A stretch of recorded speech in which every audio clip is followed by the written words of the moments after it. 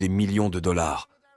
J'ai aidé des gens, des gouvernements et des institutions à comprendre qu'ils peuvent en faire autant. Mais j'ai quelque chose à te dire ce soir. Si tu me vois de face, je suis très beau, n'est-ce pas? Je suis petit, brun et beau, et c'est ce que tu vois de face. Mais si je te montre mon dos, tu verras des cicatrices, tu verras des coupures, tu verras des plaies qui ont guéri, tu verras le coup du succès. Les aigles aiment les défis parce qu'un défi les rend forts. Un aigle n'a pas peur des difficultés parce que les difficultés rendent l'aigle meilleur. Regarde tes problèmes. Ce week-end, regarde-les en face et dis-leur « Je ne vais pas fuir, je vais te montrer de quoi je suis fait et je vais t'utiliser pour me rendre meilleur. » Un aigle est un oiseau étrange à cause du 6e principe. Un aigle se prépare à l'entraînement. Un aigle investit du temps dans le développement des autres. Certains d'entre vous se demandent si un oiseau peut penser de manière aussi sophistiquée. La réponse est oui. Écoute ceci. L'aigle est le seul oiseau qui construit son nid de cette manière. Suis-moi attentivement. Quand un aigle veut construire un nid, la première chose qu'il fait, es-tu prêt pour ça? Il trouve une haute falaise dans la montagne froide.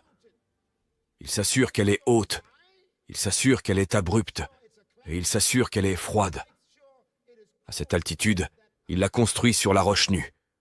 Puis il s'envole après avoir trouvé l'endroit, et il ramasse des brindilles. Il les emmène à cet endroit froid et les dépose en motif. Puis il redescend sur terre et trouve du tissu et des chiffons. Il les ramène et les dépose sur les brindilles. Ensuite, il redescend sur terre et fait la chose la plus peu orthodoxe. L'aigle part à la recherche d'épines. Il trouve des épines, les ramène au nid et les place sur les chiffons. Des épines épaisses, pointues, dangereuses. Puis il retourne sur terre et ramène du coton et des chiffons qu'il met par-dessus les épines. Quand c'est terminé, il redescend sur terre, ramène de la paille qu'il place au-dessus du coton, puis il redescend sur terre et ramène du coton qu'il place sur la paille. Quand ce nid est doux, chaud et confortable, alors l'aigle femelle vient pondre ses œufs. Pourquoi l'aigle construit-il son nid de cette manière? Parce que l'aigle investit dans la formation des autres. Tu ne peux pas réussir dans la vie à moins que tu ne sois prêt à investir dans le développement des autres. Il y a une chose que tu dois décider de ne jamais faire, et c'est de vivre une vie isolée. Cette entreprise est construite sur des gens, pas sur de l'argent. Cette entreprise est construite sur des relations, pas sur une organisation. Cette entreprise est construite sur la confiance envers les autres. Ce n'est pas basé sur une structure froide et insensible. Cette entreprise repose sur ta capacité à former les autres. Si tu veux former les autres, tu dois te préparer et investir le temps nécessaire pour les former. Observe l'aigle. Après avoir pondu ses œufs, elle s'assoit sur les œufs. Et quand elle est fatiguée, le mâle prend sa place sur les œufs et ils échangent les rôles. D'ailleurs, c'est un bon conseil pour les mariages. Ne laisse pas ta femme faire tout le travail. Assieds-toi. Mets-toi sur les œufs parfois, frère. Nous sommes ensemble là-dedans. Si nous sommes mariés, tu ne peux pas réussir dans l'équipe de l'aigle s'il y a une division dans ton mariage. S'il y a des frictions, des désaccords, cet environnement n'est pas propice à la concentration. Comme un aigle, si ton conjoint n'est pas d'accord avec ton rêve, tu trouveras très difficile de te concentrer, car la maison est le nid. Donc, je t'encourage. Si tu es ici sans ton conjoint, l'année prochaine, amène ton conjoint avec toi pour qu'il puisse saisir le rêve. Je suis tellement enthousiaste de voir tant de familles ici, mari et femme, car c'est ainsi que cela devait être. La clé de la division est une clé étrange. Je vais te la donner maintenant. Écris le mot « vision ». Tout le monde dit « vision ». Dis-le fort, un peu plus fort maintenant. Maintenant, écris un autre mot. Mais ce n'est pas un mot, c'est un préfixe. Écris le préfixe « dit ». Le préfixe « dit » a une signification. Il signifie « de ». Chaque fois que tu vois ce préfixe quelque part, cela signifie « de ». Par exemple, le mot « vie » signifie « un ». Si tu mets « dit » devant, c'est le mot « diviser » qui signifie « séparer le un ». Kotami signifie « un ». Si tu mets le préfixe « di » devant « kotami », c'est le mot « dichotomie » qui signifie « diviser en deux ». Si tu as le mot « VORC », c'est un mot qui signifie « pouvoir unique ». Si tu mets le préfixe « di » devant le mot « VCE », tu obtiens le mot « divorce » qui signifie « séparer le pouvoir ». Si tu as le mot « vision », le mot « vision » est le mot « optique » et il signifie « vue unique ». Si tu mets le préfixe « di » devant le mot « vision », tu as quoi? Qu'as-tu? Crie-le fort. Ok. Donc, si tu veux te protéger de la division dans ta famille ou de la division dans ton entreprise ou de la division dans ta ligne descendante, alors toi, en tant que leader de ta ligne descendante, tu dois constamment communiquer, faire appliquer et renforcer la vision de ton entreprise dans les cœurs de ces personnes afin qu'aucun ne développe une deuxième vision. Car partout où il y a deux visions, il y a division. C'est pourquoi cette entreprise est dirigée par un seul homme.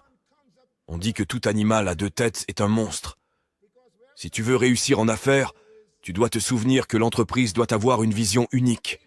Les aigles, ensemble, ont une seule vision. Nous allons produire des aiglons. Ainsi, ils s'occupent tous les deux des œufs. Voici la beauté des choses. Quand les œufs éclosent et que les petits aiglons sortent, ce sont tes nouvelles recrues. Tout le monde dit « aiglon ». Je veux que cette année soit l'année des aiglons.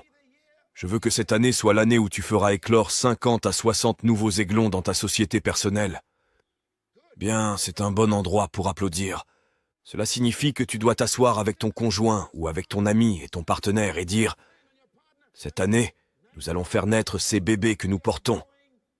Nous avons une vision d'une ligne descendante de 300 d'ici l'an 2000.